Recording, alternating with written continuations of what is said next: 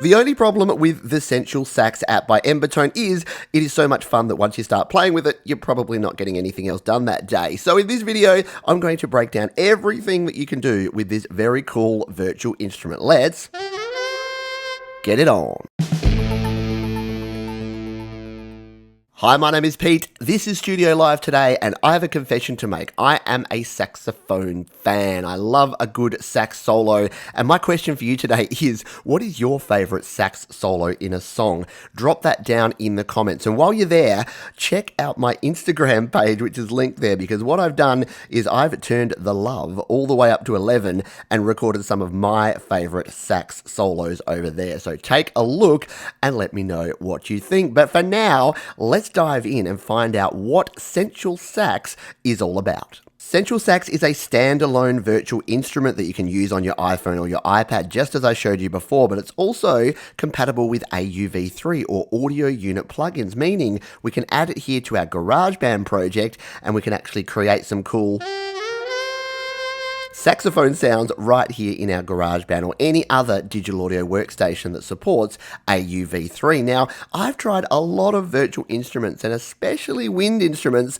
they never quite get it right. They don't sound right and they don't feel right to play. What Embertone have done with Sensual Sax is actually got closer than anyone has ever before in terms of a realistic sounding instrument that is actually super fun to play. So let's dive in and demo this here in GarageBand so you can take a closer look. Now, full disclosure right up front here, whilst I'm not associated with Embertone, they were kind enough to provide me with this copy for review purposes. The app itself sells for between $5 and around $8 depending on where you are in the world or your local currency equivalent. Now, if you're just using the touchscreen here like I am now,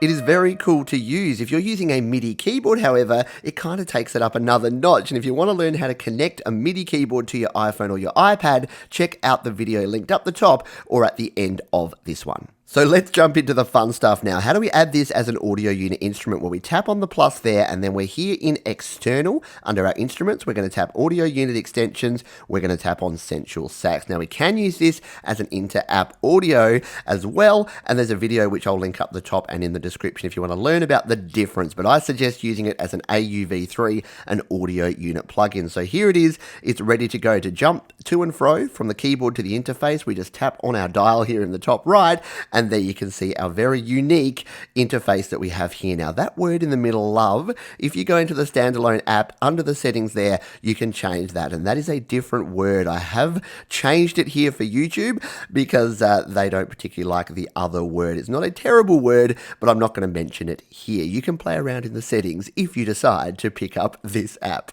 So with the default settings and the love dial turned all the way down, it'll sound... It just sounds like a fairly generic kind of saxophone sound. Still really cool, and if you were building out an arrangement, you could definitely use this as a sound. It sounds great. Where it gets fun, though, is when we turn up the love. And if we turn this up to, say, halfway, we get this sort of a sound.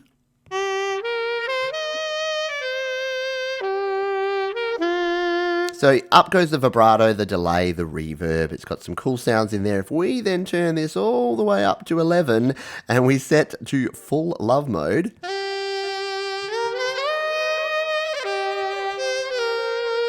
and what you're hearing there is you've got those cool trill sounds that are going in there. If we hold down one note and we tap a higher note, it'll actually move between those notes, and that's what sets this apart from other virtual instruments, is that realistic sound that we get when you're holding down a different note. So it's not going to just go duh, duh, duh, duh. We can set it to do that, but in this mode, it's got that cool legato sound. So I really like that. Let's now jump in and look at the rest of the settings. And then what I'm going to do is actually record some sax sound in my little jazz track that I'm putting together here in GarageBand. So let's dial ourselves back to our default sound here. Now the other dial you'll see here is our legato, sustain, and staccato. So the legato mode is what you heard there, where it's monophonic, so we can only play one note at a time. So it's mimicking an actual saxophone that can only... So if you try and hit multiple notes, you're only going to get one note, which means When you move between notes, it sounds realistic. We can also turn on sustain mode by sliding this dial down, and now we get that kind of fake sound we get from other virtual instruments. But it is good if you do want to just add it as a bit of a background. So if you want that more traditional kind of sound, you can use sustain. What I actually like, I really like the staccato. So we can get like a real stab. So if you were just going to go, if you wanted a stab sound as part of like a jazzy track or something that you're working on, and of course you can still have the staccato, but turn up the love.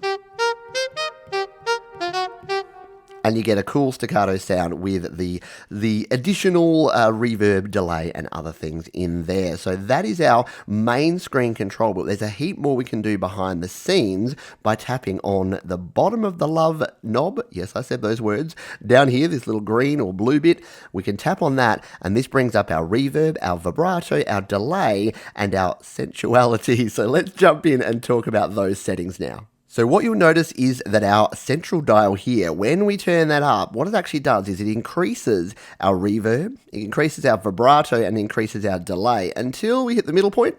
It turns vibrato down, but then it starts turning everything back up again, our delay and our reverb. So we lose out on the vibrato there in these higher ends, but we actually gain reverb and delay. Now we can do all of this manually. If we turn it all the way down, we can actually adjust these individually. So on our reverb, we have our ambient amount here, and then we have our room size. So if we play, in fact, let's just turn it back into legato mode. There's our standard sound. Let's turn up this ambience to about half. So there's that reverb, and then we can adjust the room size as well from a large room to a very small close space. So if you want that smoky kind of club feel, you can turn the reverb up, but make the room size a bit smaller. Let's turn those down and take a listen to delay. So we've got the same thing over here with our delay. If we turn the delay up to about half here, you can hear that we've got some delay going on there. Turn it all the way up, it'll just be a longer delay. So let's hit the note, and there's the delay. And it's actually quite a cool stereo delay as well too. So let's just sort of bring it down a little bit and turn it all the way up. If we listen to this, if you're listening on stereo speakers or on headphones, you'll hear that it's actually moving between the left and the right. It's adding a nice, cool little ping-pong stereo delay there, which I really like. The final option here is our sensuality. So this is where it's going to add, so that's without it on. If we turn on the sensuality and do that same thing, it's adding that really brassy kind of sound and those trills that are going in between the different notes. So that is how we can completely control the instrument here. So a lot of cool things we can do. There is one more setting option up here in the top left on this little green button, and that is if you want to change some of the MIDI input and output and some of the other settings. I don't tend to use that much here in GarageBand because we don't have a lot of control over that. But that is it. That is the instrument. I'm really enjoying using it, but you want to actually hear this being played along with a track, don't you? It's one thing to play a virtual instrument and for it to sound cool by itself, but how does it sound when you record it with an actual song? Let's do that now. Now the big question is, how do I want to set this for my track? Well, I'm going to put it maybe not to 11 with the love, but let's bring it up around about there, shall we? And I reckon this will sound good because the track that we have here is this little jazz number that I've been using in some recent demos. Let's play it.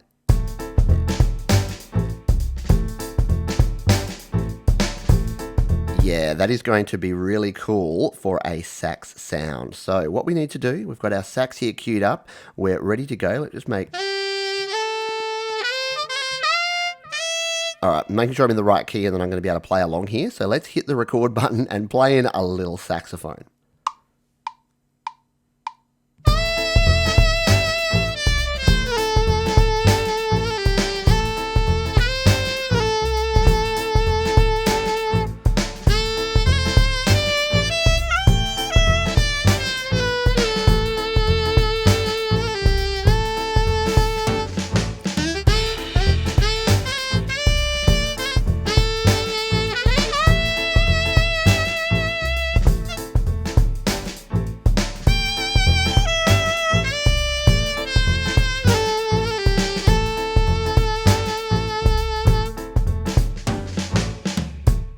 So there you go, a little bit of improvised noodling, but I think you can hear the potential here. I probably needed to maybe I turned the sensuality off here, but I kind of like those trills. Might have just overdone a little bit in some places. But let's just hit play back on a section here and see if my saxophone chops are up to par.